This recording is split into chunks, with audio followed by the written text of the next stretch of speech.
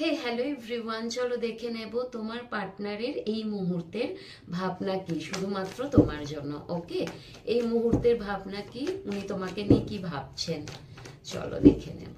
সঙ্গে থেকো, যেটা বলে থাকি, একটা লাইক সাবস্ক্রাইব করে দিও এনার্জেটিক ভাবে জুড়ে থাকার জন্য।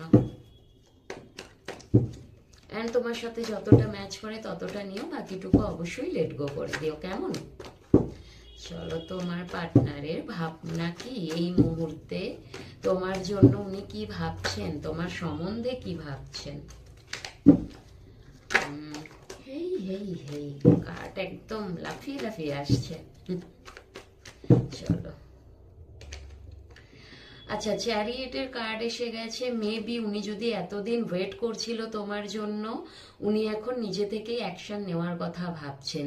ওনার জীবনে কিন্তু অপশন আছে তুমি ছাড়াও, সেটা যে কোনো জিনিস হতে পারে, কেরিয়ার হতে পারে, যে কোনো জিনিস হতে পারে।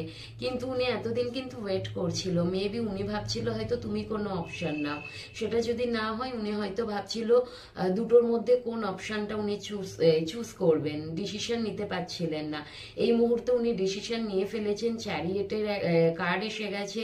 মেবি এটা উনি তোমার জন্যই ডিসিশন নিয়েছেন, কারণ তোমার জন্য অনেক বেশি উনি রোম্যান্টিক একটা ফিলিংস উনি ফিল করেন, এবং তোমাকে নিয়ে অনেক বেশি স্বপ্ন দেখেন। ওকে, যেটা উনি একদমই লেট গো করতে পারেন না। রাতে দিনে দুপুরে সবসময় কিন্তু তোমাকে নিয়ে উনি ভাবেন, স্বপ্ন দেখেন রীতিমতো, এবং কাজের ফাঁকেও সেটা। আর উনি কিন্তু ডিসিশন নিয়ে ফেলেছেন, সেটা তোমার জন্যই। অ্যান্ড খুব তাড়াতাড়ি কিন্তু উনি অ্যাকশন নেবেন, খুব তাড়াতাড়ি। আবার তোমাদের সম্পর্কটা রিগ্রোথ হতে চলেছে, রিস্টার্ট হতে চলেছে নতুন করে, ভীষণ ফ্রেশলি আর কি। ওকে, চলো সবাই ভালো থেকো। Good night all of you.